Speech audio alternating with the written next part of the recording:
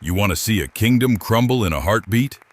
Picture this, a high-end wedding in the heart of the city, a bride in tears, and her mother screaming that she's disowning her for choosing a stinking beggar. The family is laughing, the wealthy rival is mocking them. And then, in a split second, a fleet of 100 luxury cars pulls up. The most powerful titans of industry step out, and they don't go to the groom. They bow to the beggar. My name is Romance. I've been behind the wheel of this taxi for 10 years. People think I'm just moving them from point A to point B, but I'm a collector of secrets, and the story I'm about to tell you about a guy named Liam, it's going to make you look at every homeless person on your street very, very differently. San Francisco nights always smell like rain and broken dreams. I was cruising down Fifth Avenue when I first saw him. Liam was sitting on a piece of wet cardboard. Most people in this city are ghosts, invisible to the tech bros in their Teslas. But Liam was special. No one knew that under that greasy hoodie and dirt-streaked face was Liam Moe, the chairman of the Dream Chasing Group. He's one of the richest men on the planet, the kind of guy who could buy the building he was leaning against without checking his bank balance. So, why was he there? It was a social experiment. Liam decided to spend 30 days as a beggar to find the last 100 good people left in the world. His plan was simple. Anyone who showed him genuine kindness while he was a nobody would get a spot on his 100-person support plan, receiving at least $100 million in capital to change their destiny. He believed good people deserve good rewards. But let me tell you, this city is a meat grinder. For 29 days, people just filmed him for clout. On that final day, a brand new Tesla pulled to the curb. Out stepped Sarah, a high school classmate and Liam's first girlfriend. She dumped him years ago because he was just a guy with a stall. She recognized him instantly, but she didn't offer a hand. Instead, she pulled out her iPhone. "Oh my God, Liam, are you serious?" Laughing so loud the whole block could hear. She started filming a video for her followers, mocking how her loser ex was now literally begging for scraps. Her new boyfriend even made a joke about how Liam didn't deserve to talk to them. They drove off in a cloud of dust, and Sarah posted that video immediately, making Liam a viral laughingstock.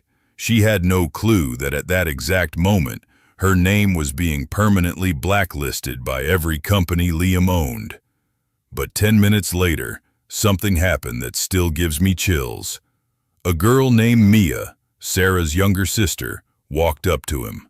Mia was different. She didn't pull out a phone. She sat down on the sidewalk right next to him and handed him hot food and coffee. When she saw the state he was in, she actually had tears in her eyes. She didn't know about her sister's viral video. She just saw a man who used to mean the world to her. Liam decided to test her one last time. "Mia, I lost everything. My business is failing. I'm at rock bottom." You know what that girl did? She didn't flinch. She reached into her bag and pulled out a stack of envelopes. "Liam, this is my life savings. $100,000 I've been saving for years." She pressed it into his hands and said, "Take it. Go buy a suit. Get a room. I don't care if you're a beggar or a billionaire. We promise to be together forever, and I'm marrying you the day after tomorrow." As she drove off, a black SUV pulled up right next to Liam. A man in a $5,000 suit stepped out and bowed low. "Chairman, the 30-day period is up. The list of 100 people is ready." Liam wiped the grease from his face, and his eyes turned as cold as a mountain peak. "The wedding is on," he said. "And I'm going to make Mia the happiest woman in the world. As for the people who laughed, they're about to learn what happens when you spit on the god of wealth." Trust me, folks, that was just the opening act. You have no idea the hell Mia's family is about to put Liam through at that wedding, not knowing that the beggar they're insulting is the one who owns the very ground they stand on. While Mia was at home, crying and trying to convince her mother that Liam was a good man. Liam was in a place most people only see in movies. Picture a top-floor penthouse in the heart of the financial district, the kind of room where the windows cost more than your house. Liam had traded his grease-stained hoodie for a custom-made $5,000 suit. He wasn't sitting on cardboard anymore. He was at the head of a mahogany table, surrounded by the kings of the world. We're talking about the car king, the real estate mogul, and the titan of the coal industry. To the world, these men are gods. To Liam, they are his subordinates. Liam didn't waste time. He looked at the list of 100 people who had shown him kindness during his month on the streets. "Initiate the support plan," he ordered. "Every person on this list gets $100 million in capital. Now, good people get good rewards." But his mind wasn't on the money. It was on the wedding. The other billionaires were practically begging to attend. They wanted to see the woman who loved the beggar king. Liam gave them one rule: keep it low-key. No labels, no flashing lights. I want to see how these people react when they think I have nothing. Meanwhile, on the other side of town, the atmosphere was a lot less professional. Sarah, the mean sister, was busy poisoning the well. She showed their mother, Mrs. Jang, that viral video of Liam begging for food. Mrs. Jang didn't see a social experiment. She saw a social suicide. "You're marrying a beggar?" she screamed at Mia. "You want our whole family to be the joke of the city?" She immediately called the wedding off, at least the wedding with Liam. Enter Brandon. Brandon is the son of a coal magnate, a guy who thinks his bank account gives him the right to own people. Sarah had already arranged it. Brandon would save the family's reputation by marrying Mia himself. He walked into their house like he owned it, throwing a $100,000 check on the table as a down payment for a new son-in-law. Mia was trapped. Her mother snatched her phone and smashed it against the floor so she couldn't warn Liam. They told her that Liam had already taken her savings and run away, that he was just a scammer who realized the game was up. Mia didn't believe them, but she was one girl against a family of wolves. Her mother even threatened to use family law. But here's what they didn't know. While they were planning to humiliate Liam at the village gates, Liam was already on his way. And he wasn't coming alone. He was bringing the most powerful men in the country, all dressed like ordinary people, ready to watch a family of bullies walk right into the biggest trap of their lives. Sarah thought she had the video of the year. But Liam was about to give her the lesson of a lifetime. And trust me, folks, when the god of wealth decides to settle a debt, he doesn't just take interest, he takes everything. We're moving from the skyscraper penthouses back to the dusty roads of Mia's hometown. And let me tell you, the gift war that's about to go down is legendary. Liam was heading to the wedding, but Mia's family had already set a trap. Sarah, that mean-spirited sister, had called ahead and organized a mob of villagers to block the entrance to the village. They were standing there with sickles and shovels, shouting that a stinky beggar wasn't allowed to enter their town. They called him a toad trying to eat swan meat. To them, Liam was just a loser who had run away with Mia's life savings. But then, the universe decided to throw a curveball. Right in the middle of the standoff, an older woman named Aunt Lee collapsed. She was having a severe seizure, foaming at the mouth, and everyone panicked. The nearest hospital was miles away. Brandon, the rich rival, was there in his Audi, but when the villagers begged him to use his car to save her, he refused. He didn't want epileptic germs in his luxury leather seats. That's when Liam stepped up. He didn't care about the insults or the shovels pointed at him. He told his assistant to grab a branch, and he performed a medical miracle. He used a legendary technique called 9-color rainbow acupuncture. He looked like a sage, attracting the chi of heaven and earth to restart her meridians. Seconds later, she gasped and woke up. The crowd went silent. This beggar had just saved a life while the millionaire watched her almost die. The villagers realized they had been stopping the wrong man and cleared the path, even joining Liam to help him marry his wife. But inside the house, it was a different kind of horror show. Mia was being forced to kneel. Her mother, Mrs. Jang, was practicing family law, which basically meant she was beating Mia with a broom, trying to force her to marry Brandon. She was screaming that Mia was an unfilial daughter for choosing a beggar over a coal magnate's son. Then, Liam walked through the door. The room went ice cold. Brandon decided it was time to crush Liam with money. He pulled out his official dowry list, $1 million in cash and a luxury apartment in a top school district. The family gasped. To them, Brandon was a dragon among men. Liam didn't blink. He reached into his pocket and pulled out his own list. But remember, he's still playing the part of the simple guy to test them one last time. His list was, well, it was traditional. He offered 10 fat pigs, 10 goats, 10 cattle, 1,000 kilograms of rice, and 100,000 in cash. The room erupted in laughter. Sarah was clutching her stomach, wheezing about farm animals being Liam's big offer. Mrs. Jang looked like she was about to explode. She screamed at Liam, "You're treating me like a beggar? You think some pigs and rice are enough to buy my daughter?" She told him Brandon's family owned coal mines, and Liam was offering a grocery list. Mia, bless her heart, stood up and grabbed Liam's hand. She told her mother, "I don't care about the coal mines. I love him. I'd rather suffer with him than be rich with Brandon." That was the final straw for the god of wealth. Liam looked at Brandon and his father and said, "Identity is just a coat, but since you insist on measuring a man by his bank account, let's see how your wealth holds up when the real power arrives." He made one phone call. "Joe, bring the fleet, and tell the car king I'm done being low-key."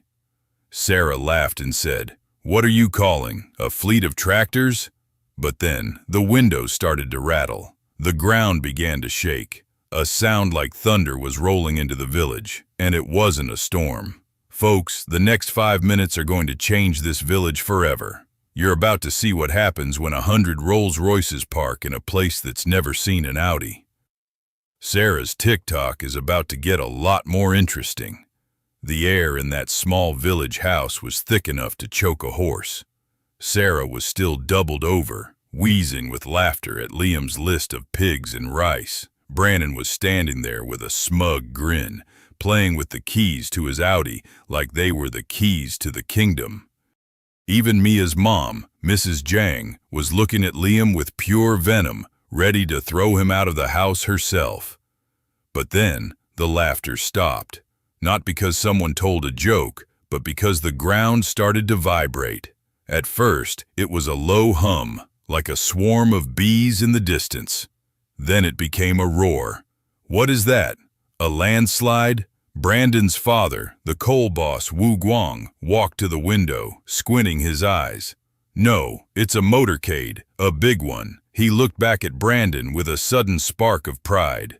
"Son, did you call your friends from the city to surprise us?" Brandon looked confused for a split second, then puffed out his chest. Yeah. My dad's a coal giant, remember? These must be my business partners coming to congratulate me on the wedding." Sarah was practically vibrating with excitement. She grabbed her phone, ready to go live on TikTok again. "See, Mia, this is what a real man looks like. People move mountains for Brandon, while your beggar can't even afford a decent suit." They all rushed outside to the village square, and let me tell you, what they saw was enough to make your heart stop. It wasn't just a few cars. A line of black polished Rolls-Royces was snaking into the village, stretching back as far as the eye could see. Each car looked like it cost more than the entire village combined. Brandon's Audi, which he had been so proud of, suddenly looked like a toy car left out in the rain. The lead car stopped right in front of Liam. A man stepped out. a guy everyone in the car industry knows. It was Lay Ben, the founder of the luxury brand Rolls Law. Brandon rushed forward, hand outstretched, wearing a fake oily smile. "Mr. Ben, what an honor. My father, Wu Guang, must have really pulled some strings to get you here for my wedding." Lay Ben didn't even look at him. He walked right past Brandon, standing in front of Liam, who was still wearing his simple clothes. And then, the Car King, the man who makes world leaders wait for an appointment, bowed low. "Chairman," Lay Ben said, his voice echoing in the silent square. "The fleet you requested is here. We're ready to move the bride. The village roads aren't exactly built for 100 luxury cars."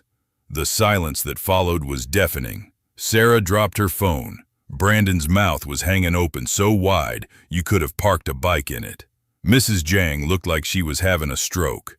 Sarah was the first to find her voice, though it was high and shrill. No, this is a joke. It's a prank. Liam, you rented these, didn't you? You spent all of Mia's savings to rent a bunch of actors and cars just to embarrass us."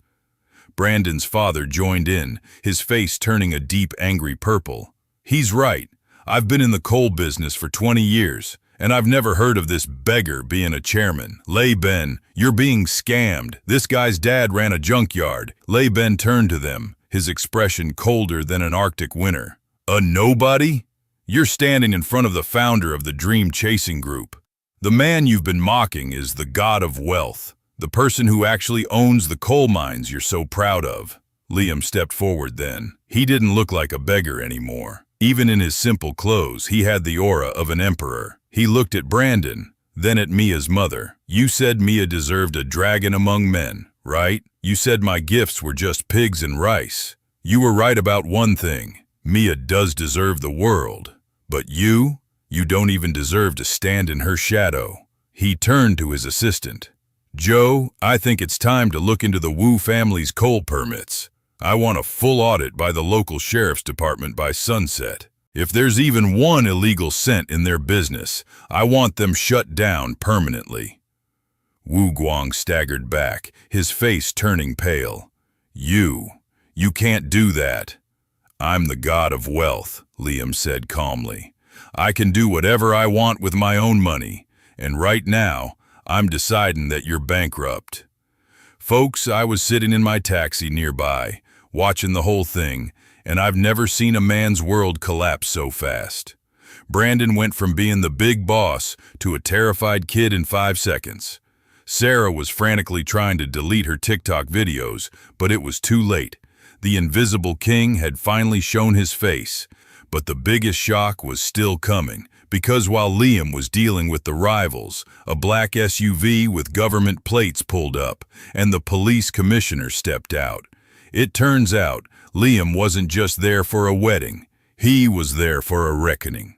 Brandon was sweating through his expensive shirt, his face alternating between ghost white and beet red. His father, Wu Guang, was frantically barking into his phone, trying to reach anyone who could stop the bleeding. But Liam just stood there with his arms crossed, looking like the calm before a very expensive storm. Just when Brandon thought it couldn't get any worse, he saw a black SUV with a government seal pull up. He let out a shaky breath. "Finally, the authorities!" he shouted, looking at Liam with a desperate, crazy glint in his eyes. "You're done, beggar. My buddy is the vice president of the Dream Chasing Group." Out stepped a man named Mr. Sun, the vice president Liam had promoted years ago. Brandon ran to him like a lost puppy. "Mr. Sun, this lunatic is claiming he owns your company. He's harassing my family and blocking the road with these rental cars. Arrest him!" Mr. Sun looked at the Rolls-Royce fleet, then at the Car King Lay Ben, and finally at Liam. His knees literally buckled.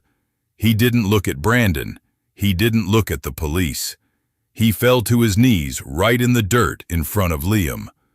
Chairman Mo, I didn't know you were here.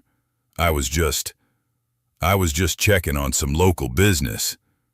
Liam looked down at him, and his voice was like dry ice. "I saw how you check on business, son. I saw you bullying my employees and using my company's name to back up a corrupt coal mining thug like Brandon. Liam didn't even raise his voice. He just looked at the police commissioner, who was standing right behind Mr. Sun. Commissioner, I want a full investigation into every contract Mr. Sun has signed in the last 3 years. And as for Sun himself, you're fired, effective immediately. Don't bother coming back for your things. Sarah was standing by the porch, her phone still out, but she wasn't filming anymore. She looked like she wanted to melt into the floorboards.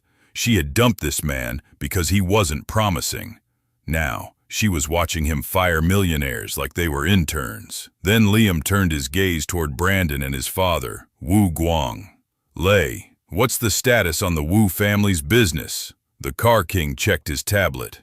Sir, we've already contacted the coal administration and the local sheriff. Their permits were obtained through bribes, and they've been dodging environmental taxes for years. Their assets are being frozen as we speak.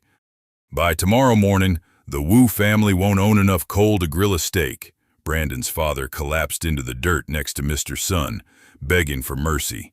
Lord God of wealth, please. I was blind. Just treat me like a fart and let me go. But Liam didn't even blink.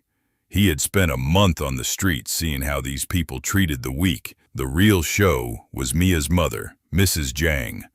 This woman had spent the last hour beating her daughter and calling Liam a stinking beggar. Now she was smoothing her dress and wearing a smile so fake it looked like it was made of plastic.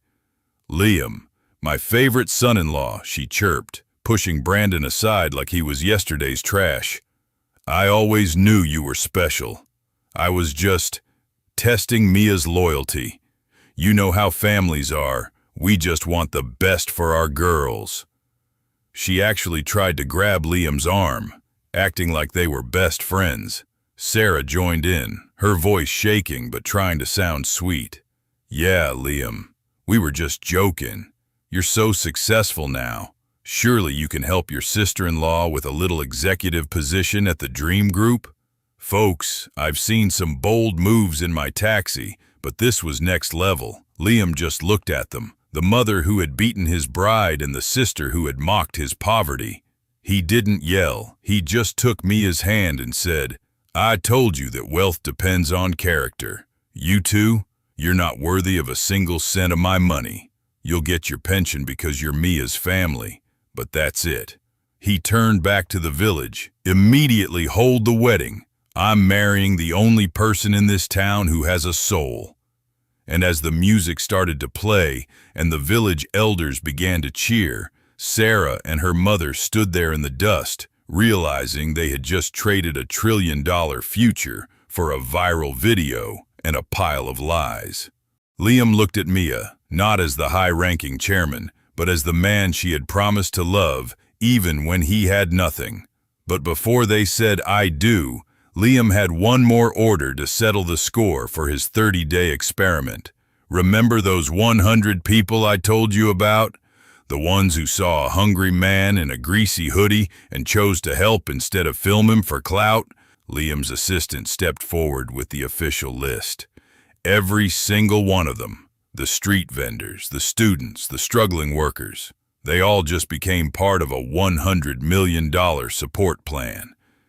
As for the coal king, Brandon, and his father, Wu Guang, they didn't get a happy ending. The local sheriff and the coal administration were already moving in to freeze their assets and investigate years of bribery and illegal permits. And then there was Sarah and her mother, Mrs. Jiang. You should have seen their faces when the reality of their loss set in. Suddenly, Sarah wasn't mocking Liam for his pitiful inferiority complex anymore. They were practically tripping over themselves to call him their favorite son-in-law and begging for CEO positions in his company. But Liam looked them right in the eye and told them that wealth depends on the accumulation of character, not just a bank balance. He decided to give them absolutely nothing. He told them that only kindness is true wealth and the true password to returning to happiness. They learned the hardest lesson of all. You can't buy back the respect you threw away for a viral video. The ceremony was the most legendary event this village had ever seen. I watched from the driver's seat of my taxi as the god of wealth finally kissed his bride. It turns out, Mia didn't need a coal mine or a millionaire's dowry to be happy. She just needed the man who was willing to test the world's heart to find someone as pure as hers. So, next time you see someone sitting on a sidewalk, looking like they've lost it all, remember this story. You might be looking at a beggar, or you might be looking at a titan of industry testing your soul. Because at the end of the day, kindness is the only currency that never loses its value. This is Romance, signing off from the front seat. Stay kind, everyone, because you never know who's watching.